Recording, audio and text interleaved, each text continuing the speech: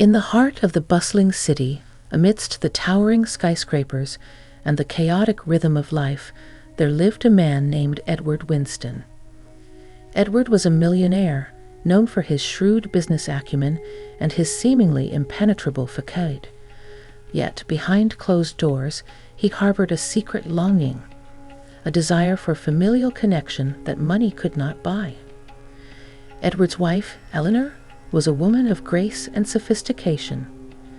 Though their marriage had once been filled with love and promise, it had gradually decayed into a hollow shell of obligation and formality. They lived separate lives under the same roof, their interactions reduced to mere pleasantries exchanged in passing. But fate had other plans in store for Edward Kinston. It was on a cold and dreary evening that he found himself confined to a hospital bed, his body weakened by illness. As he lay there, surrounded by the sterile scent of disinfectant and the steady beep of monitors, he couldn't shake the overwhelming sense of loneliness that engulfed him. It was during this time of vulnerability that Edward encountered someone who would change the course of his life, a nurse named Emily. Emily was unlike anyone he had ever met before, compassionate, caring, and filled with an infectious warmth that seemed to thaw the icy walls he had built around his heart. Day by day, as Emily tended to his needs with unwavering dedication, Edward found himself drawn to her kindness. In her presence, he felt a glimmer of hope, a flicker of the happiness he had long believed to be lost. As Edward's health began to improve, he couldn't bear the thought of bidding farewell to the one person who had brought light into his world. And so, in a moment of impulsiveness, he made a decision that would alter the course of their lives forever. "Emily," he said, his voice filled with sincerity, "would you be willing to be my daughter for a week?" Emily was taken aback by the unexpected request, her eyes widening in disbelief. "Your daughter?" she echoed, her mind struggling to comprehend the implications of such a proposition. "Yes," Edward replied, his gaze unwavering. "I know it sounds unconventional, but I feel a connection to you, a bond that transcends mere acquaintance. Please indulge an old man's whimsy and grant me this request." Though hesitant at first, Emily couldn't ignore the earnestness in Edward's plea. And so, with a mixture of trepidation and curiosity, she agreed to play along with his unconventional proposition. For the next week, Emily assumed the role of Edward's daughter, accompanying him on leisurely strolls through the hospital corridors and engaging in heartfelt conversations that spanned a myriad of topics. In each other's company, they found solace, a fleeting respite from the harsh realities of their respective lives. Yet their idyllic bubble was soon shattered by the arrival of an unexpected visitor, Eleanor, Edward's estranged wife. As she entered the room, her expression a mask of indifference, Emily felt a pang of apprehension grip her heart. "Edward," Eleanor began, her voice cold and calculated, "I received word from your lawyer.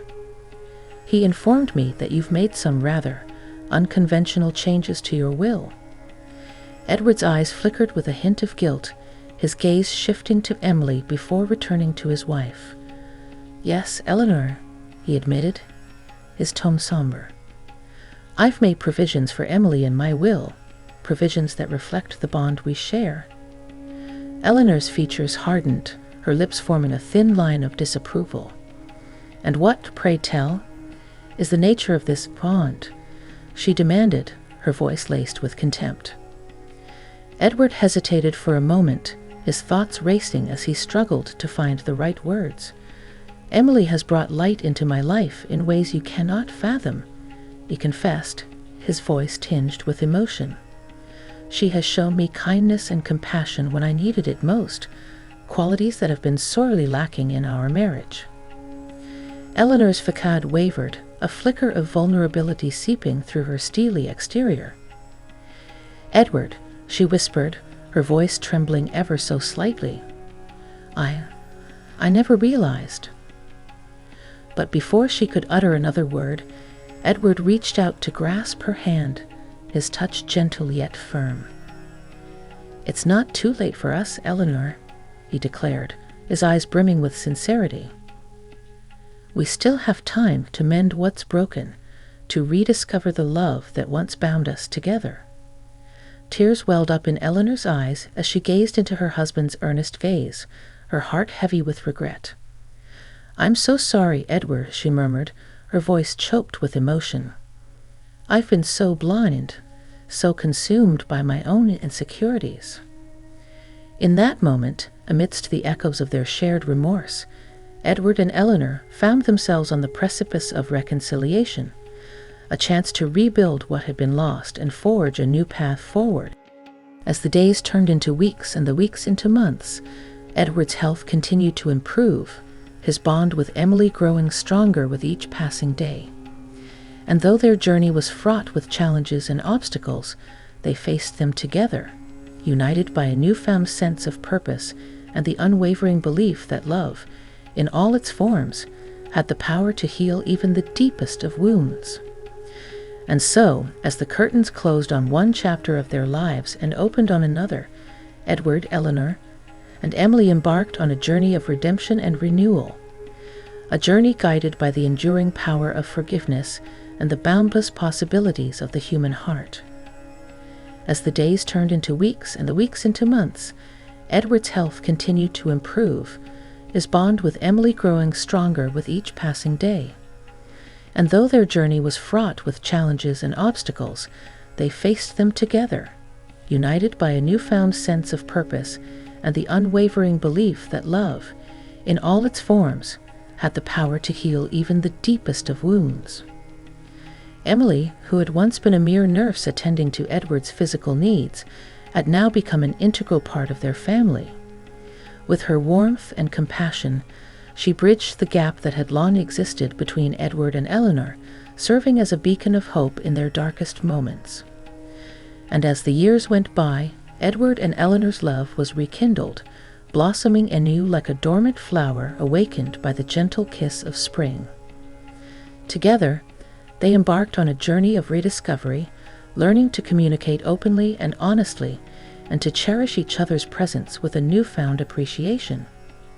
Meanwhile, Emily found solace in the warmth of their embrace, her heart overflowing with gratitude for the role she had been privileged to play in their lives.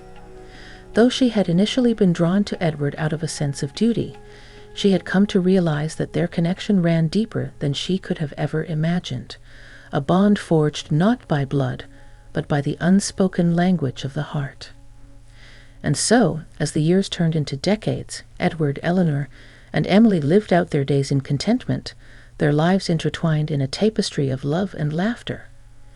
Though they faced their fair share of trials and tribulations along the way, they emerged stronger and more resilient than ever before, a testament to the enduring power of the human spirit. And as they looked back on their journey, they knew that they had been blessed with a love that had stood the test of time, and with a family that had been forged not by fate, but by the choices they had made along the way. For in the end, it was not wealth or status that defined their legacy, but the love they shared, a love that transcended boundaries and defied expectations, proving that sometimes the greatest treasures in life are the ones that money cannot buy. As the years passed, Edward's health remained stable, and he found joy in watching his family thrive. Emily had become more than just a nurse or a surrogate daughter. She had become an indispensable part of their lives, her presence a constant source of comfort and companionship. Together, Edward, Eleanor, and Emily traveled the world, exploring distant lands and making memories that would last a lifetime. They laughed, they cried, and they grew closer with each passing day, cherishing the simple moments of togetherness that made life worth living.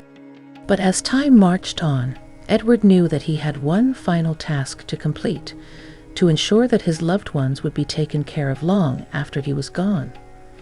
And so, with a sense of solemnity, he gathered his family together one last time to reveal the contents of his will.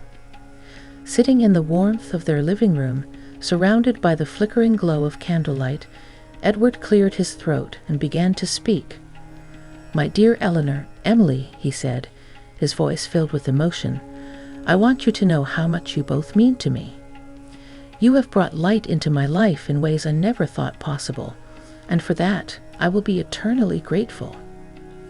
With trembling hands, Edward passed around the documents containing his final wishes, his heart heavy with the weight of the words he had written. And as Eleanor and Emily read through the pages, their eyes brimming with tears, they realized the depth of Edward's love and devotion. For in his will, Edward had ensured that both Eleanor and Emily would be provided for, their futures secured through the wealth he had amassed over a lifetime of hard work and dedication. But more than that, he had left them a legacy far more precious than any material possession, the gift of family forged through bonds of love and shared experiences. And so, as they sat together in quiet reflection, Edward, Eleanor, and Emily found solace in the knowledge that though their journey together may have come to an end, the love they shared would live on in their hearts forever. For love, as Edward had come to realize, was the greatest gift of all, a gift that transcended time and space and bound them together in a tapestry of memories that would never fade. And as they bid farewell to their beloved patriarch, they knew that his spirit would live on in the laughter of their children, the warmth of their embraces, and the enduring legacy of love that would guide them through the darkest of nights.